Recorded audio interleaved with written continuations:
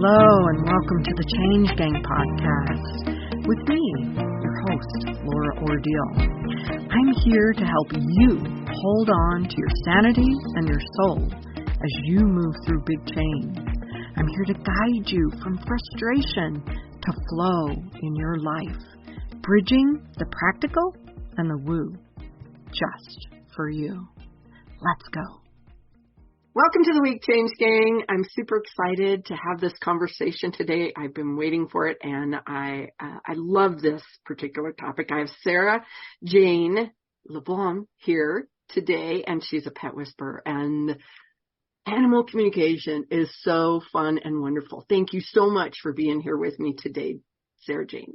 I can't wait to get started, and first I want you, if you don't mind, to just share a little bit, because you didn't always do this. You did something totally different, and then things changed, and this happened for you. So share a little bit about your story, please, to get us started. Okay, you're absolutely right. I have not always done this.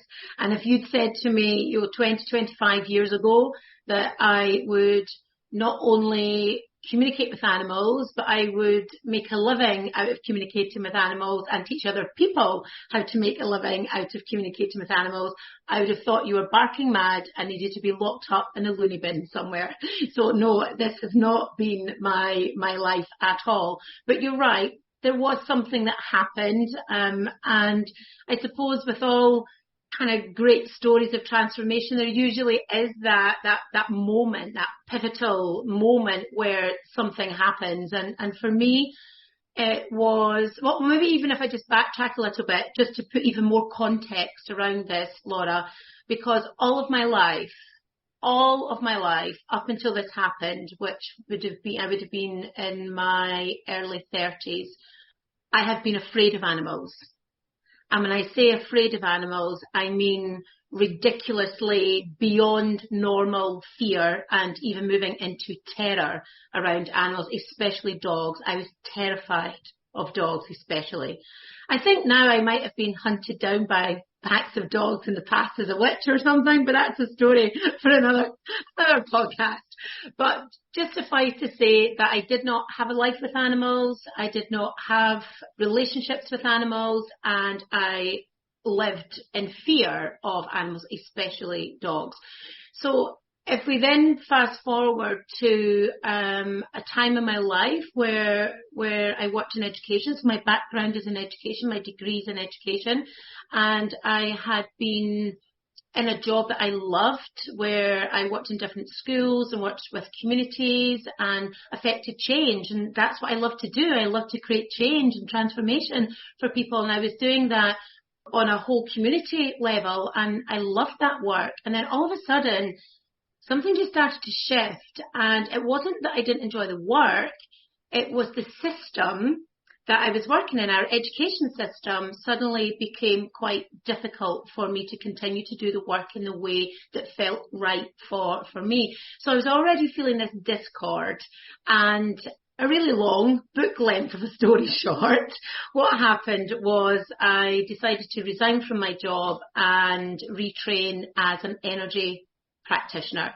And it was during that time that I went to bed one night and just closed my eyes after reading my book, and everybody says, oh, you must have been dreaming, you would be sleeping. No, I was not sleeping. I finished my book. I remember it so vividly. I closed my book, put it on my bedside table, clicked off the lamp, and there behind my closed eyes was an image of a border collie, clear as day. And he just started to talk to me. The weirdest thing ever. Nothing like this had ever happened to me ever in my life before. But here's the really strange thing. Whilst this was quite bizarre, and as I've said, I had no connection with animals. I did not have animals in my life. I'd not grown up with animals. And I had real fear, terror even, of dogs in particular. And so whilst all of that was true for me, and here's this dog just talking away, and it's really quite bizarre and surreal, at the same time, it also felt really normal.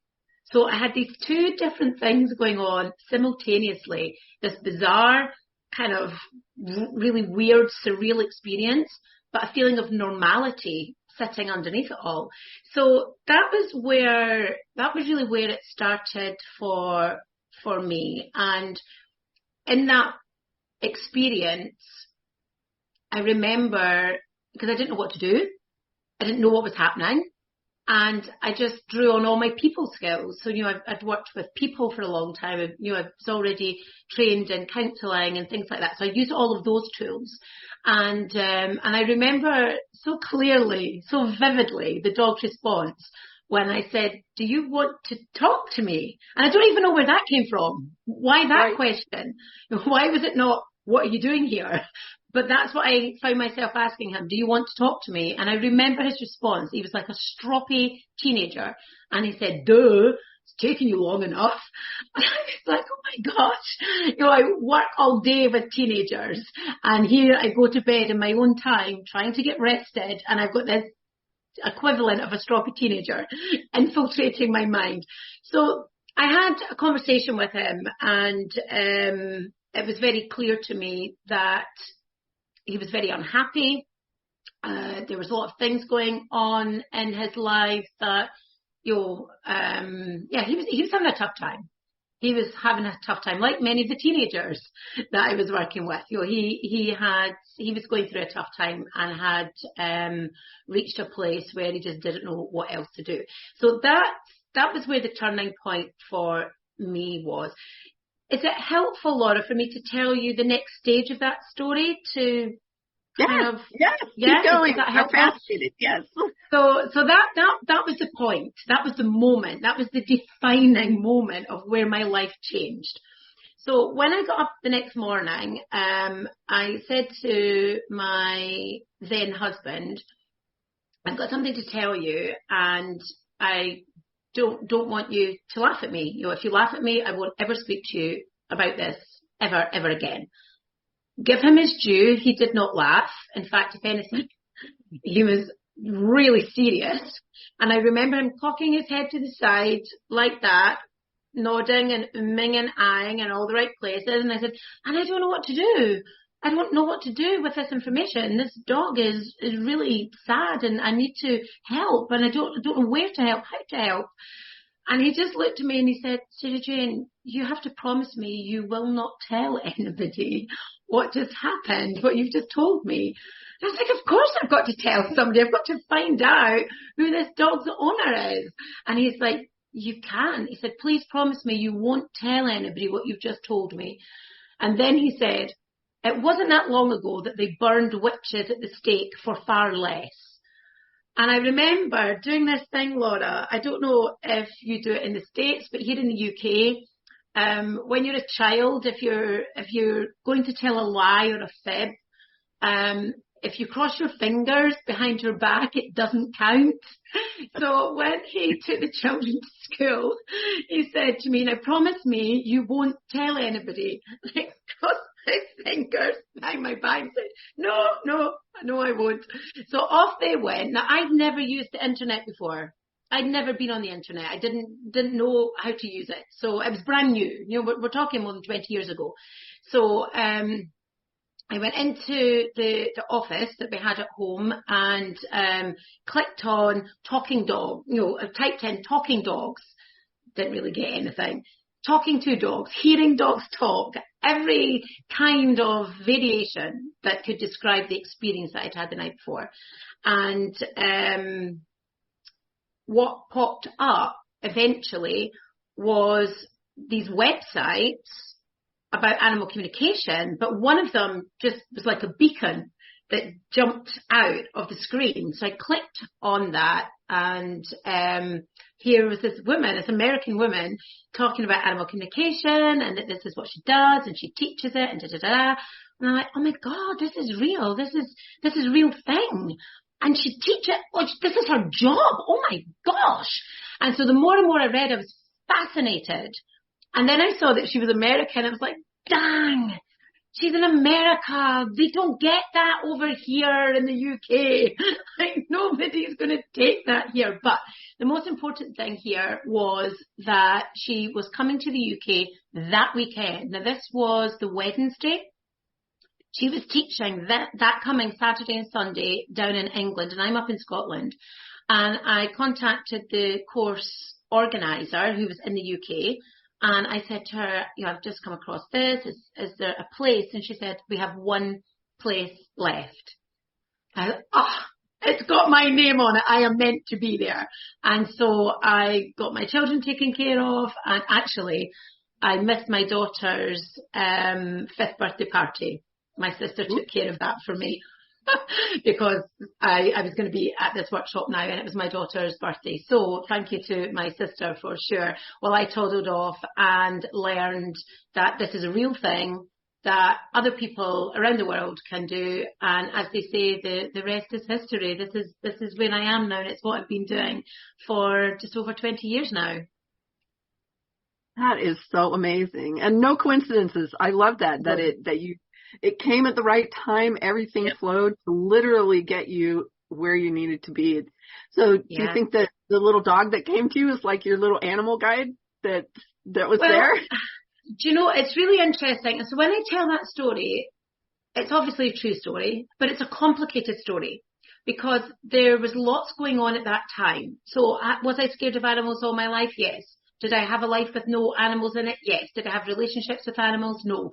So that was all my lived experience. But at that time, there was a lot of different things going on. And work, as I said, was becoming increasingly difficult and constraining, which I now realise was meant to be because I was meant to resign. I was meant to leave. But I ended up having an accident, which resulted in me being off work. And my neighbour had a dog. And I never knew they had a dog because they never walked the dog. And I knew, even with my fear of animals, that if you have a dog, you have to walk the dog. It's not okay. So whilst I was recuperating, I offered to walk their dog. So I now had a situation where I was walking my neighbour's dog. And this is only maybe a week or so. I've been walking this dog.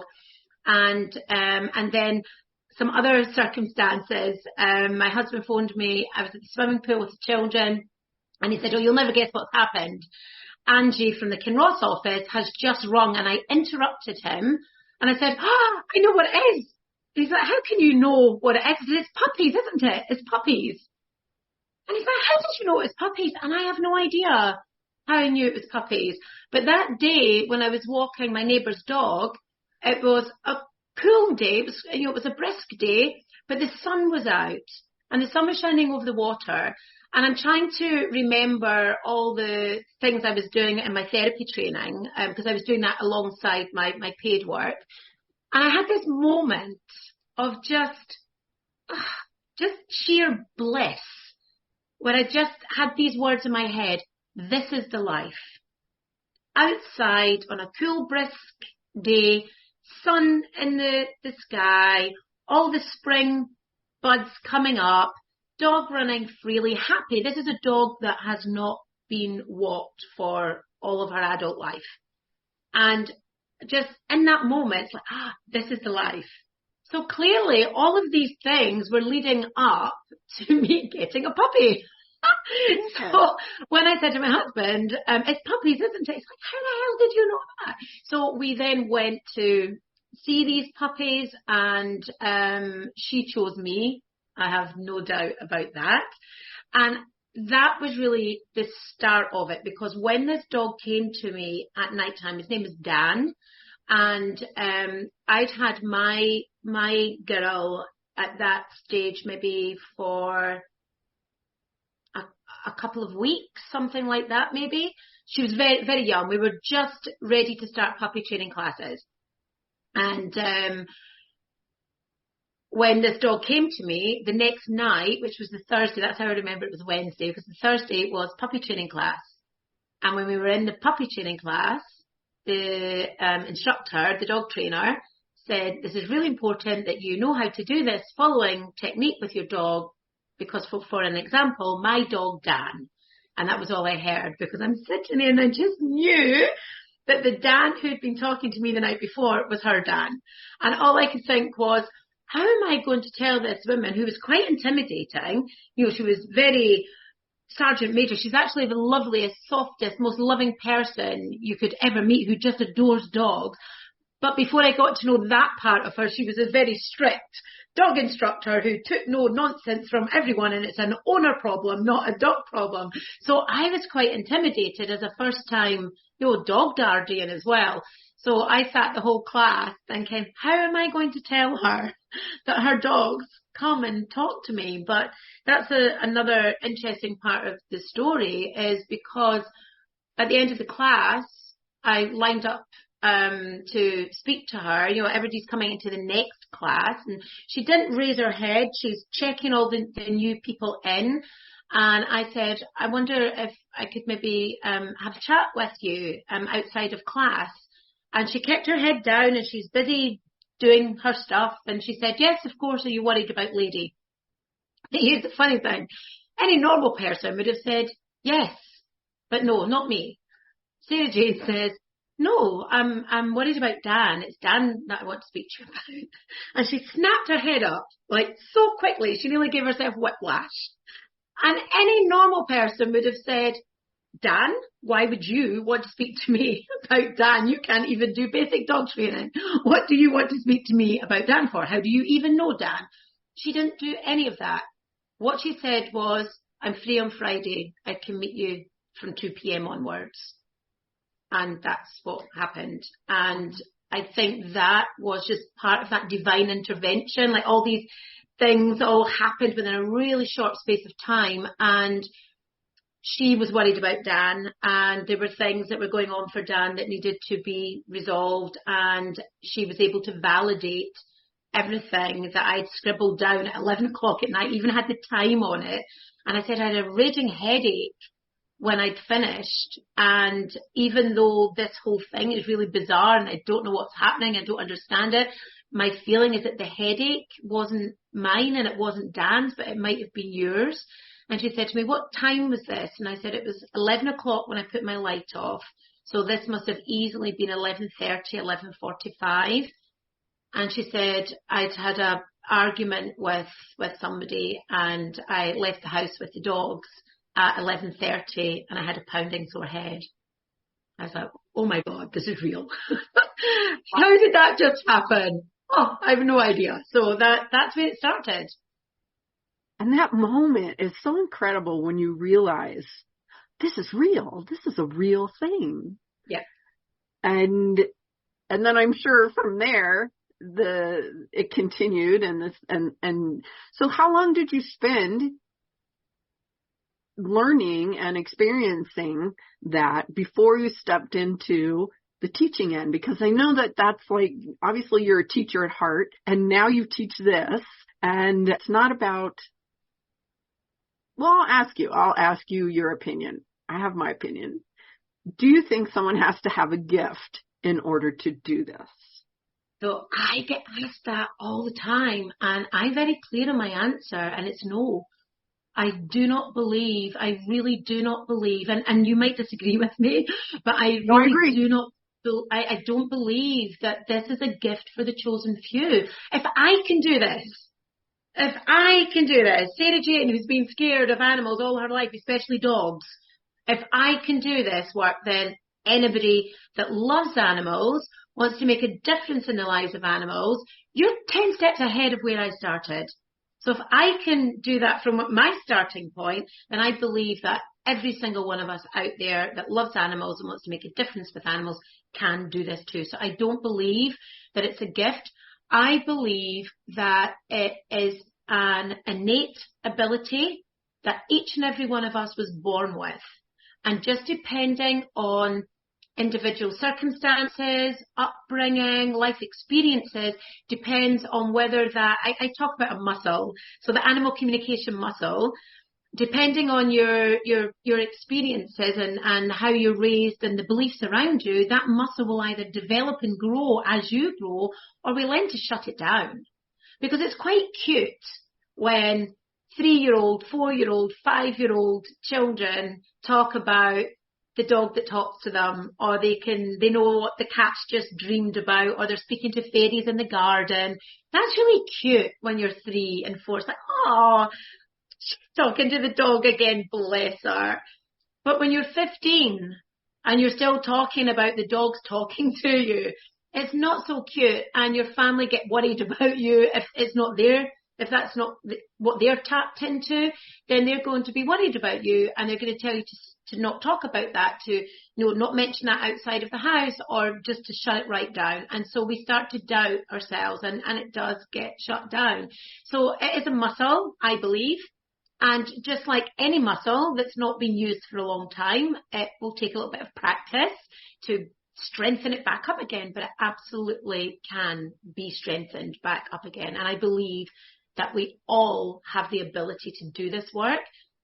I also believe, because this is something else from my background in teaching, we all learn differently. And because of that, people that have what I call a left brain dominance, they might find learning animal communication a little bit more of a challenge.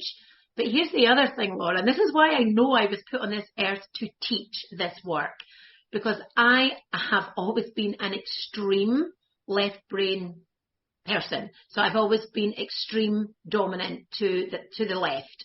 So even though I have this caveat, when people say, well, I want to do it and I can't, but my neighbour can or my sister can. It's like, well, if you are left brain dominant, sometimes that can be more of a challenge. But hey, check me out. Not only did I not have animals in my life, not only was I scared of animals all my life, but I'm also extreme to the left. I'm 60. I was 60 to the left.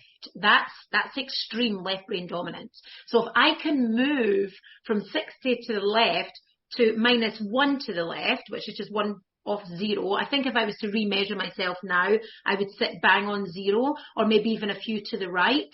But if I can do that, then so can you. So I really do believe that it's no accident that my ability or the set of circumstances that have opened up that door to that, that unused muscle of animal communication happened in the way that it did. Because it means that I'm bringing all these other things, understanding about left brain dominance, understanding teaching styles. So I bring all of that to the teaching table.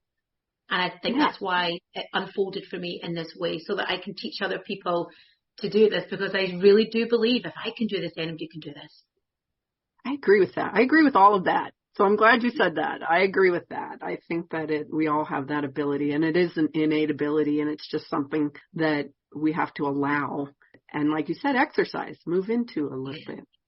And I want to dig into the teaching side of it, but I'm going to go ahead and, if you're willing, have another conversation with me around that, because I think that's super important. But I wanted to share your story and your information and those things out there, because I want people to know too that just like your story, just happening the way that it happened, it can happen for them too. And there's a way for them to start that process. And you're a wonderful way for them to start that process. So will you tell them a little bit about where they can reach you, where they can find you, how they can connect with you, please? Unfortunately, I can't direct you to my website at the moment, because I'm doing a complete overhaul of it, and the old one is no longer live. So I'm in that in-between stage, but I can give you a sign-up link if you want to join my newsletter. I can give that to you, and you can put that out for the listeners. And that's a really good place to just connect with me, because I reach out every week with some tip or strategy or information around animal communication. Because my passion is teaching, I'm really big on sharing practical things that people can put in place straight away. And so I don't often share cutesy stories or get the tissues out stories. I do sometimes, but that's not really my focus of my tribe's newsletter. It's really to help you see what can you do right now, what can you change right now to up level your work from ordinary to extraordinary, because that's what I want for everybody to be able to do. So you can reach out to me in my newsletter. That is the place where you will hear first about any free events that I'm doing, any workshops that I'm running. And there's sometimes in the year where I open up my diary where I'm happy to chat to people if they're looking for help, direction and support in their animal communication work. So that is always posted first in my newsletter. So that would be the first place that I would suggest that people go to. The next place that you can go is to my Facebook group if you're on Facebook. My group's called Animal Communication Practice Group, and it's a really safe place for you to come in and just have a go, practice with the weekly animal teacher and just see how you get on. And in that group, I also do a live power training every Thursday. And if you can't join me live, it's in the feed and you can just go and watch it whenever it suits you. So that's about anywhere between 5 and 10 minutes, just drilling down on a technique or a hack or even a complete strategy that will help you up level your work and improve the outcome for you and for the animal. The third place that you can connect with me is on YouTube, where those 10-minute power trainings there are also uploaded onto my YouTube channel. So if you're not on Facebook, you can get me on YouTube, and my YouTube name is Pet Whisperer 1. So they are the best places to get me at the moment. I can give you my website address, but as I say, at this moment, so if you're watching this after it's been up for a little while, you can go there and it'll all be up and singing and dancing. But at the moment, it's not quite ready to go live, but it will be in a couple of weeks. So my website address is www.sarahjane, Sarah has an H and Sarah Jane is hyphenated, so it's sarahjanepetwhisperer.com.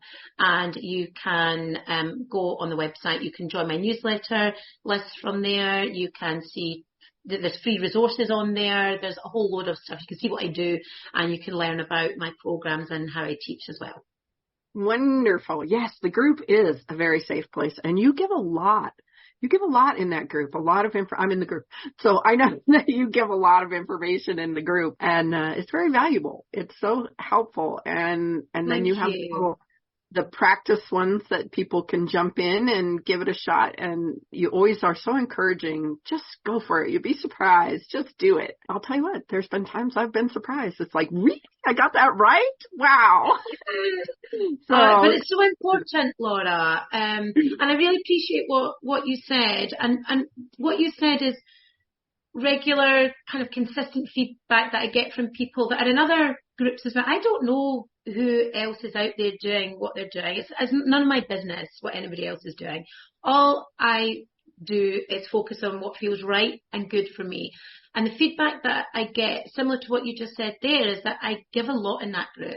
And I know that I do, but it's because I feel so passionately about this work. And I really want to raise the level and the standard of animal communication, because there is space for the level of and the quality of the work to be raised. And I feel really strongly about that. And so as a testament to my feeling, my strength of feeling around that, I like to give good quality training, even though it's free. And it's free, and you are welcome. Everyone is welcome to come and listen to that free training, use that free training. Not everybody can afford the program. And I don't want to, I still want to be of value to people that either aren't ready to do a program or can't afford to do a program. So I still want to be of value and of service to those people as well. And you are. You most definitely are. Well, thank you so much for this conversation. I think it's going to encourage so many people out there to connect with you and hopefully come in the group and see what it's about, because I think they'll just love it. I would love for any one of you that is listening. You are welcome in my space. I will welcome you with open arms and an open heart. And all that I desire for you is for you to find hacks and strategies that will help you become even better as an animal communicator, whether you're a brand new beginner or whether you've been doing this work for a while. So come into the group, and I'd love to see you flourish and grow there. Yes, me too. Me too. Thank you. Okay.